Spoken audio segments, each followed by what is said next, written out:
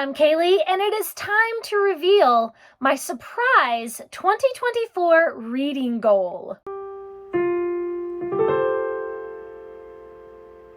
This year, I've decided that every week I am going to read at least one book randomly. So I got together a list of standalone books that have been sitting on my shelves, some of them for years, for decades. And somehow I just never end up reading them. I decided that now is the time. This is the year. These books deserve to be read. So I piled up 100 of these books and I wrapped them in gift wrap, randomized these piles of books. It took me several hours to wrap up all of these books in gift wrap. I was listening to my audiobook and sitting there, wrapping up gifts like little book presents to myself. And then I labeled them all with stickers numbered from 1 to 100. While I was numbering them, I made sure that they were totally random. I have no idea what book is what because the piles got all mixed up as I was doing all of this. So not only am I picking a random number, I really have no idea what is underneath all of this wrapping paper. And I have a little teacup full of little pieces of paper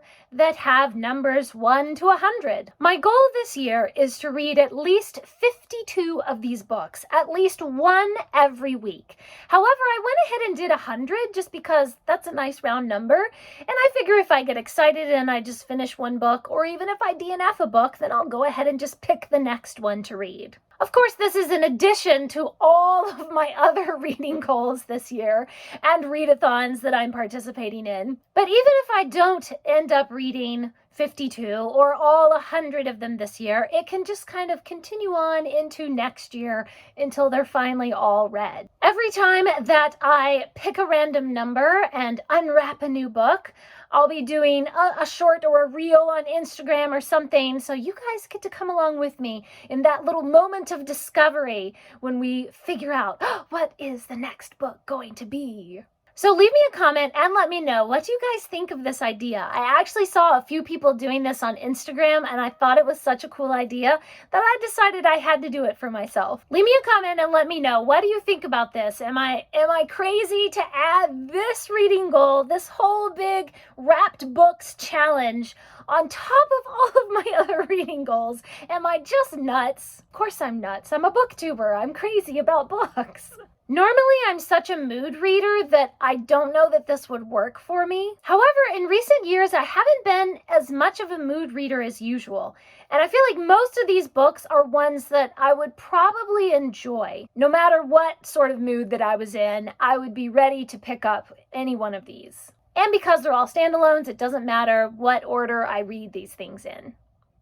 So today is the day, and I am going to be choosing the very first book from the wrapped books. So I'll get out my little teacup full of numbers here, and without looking, I shall choose a number, and we get number 39. Okay, number 39 is this one. We're gonna unwrap it and see what we've got. I feel like it's Christmas. I feel like it's Christmas morning and I get to unwrap a present. Okay, just gonna rip it open.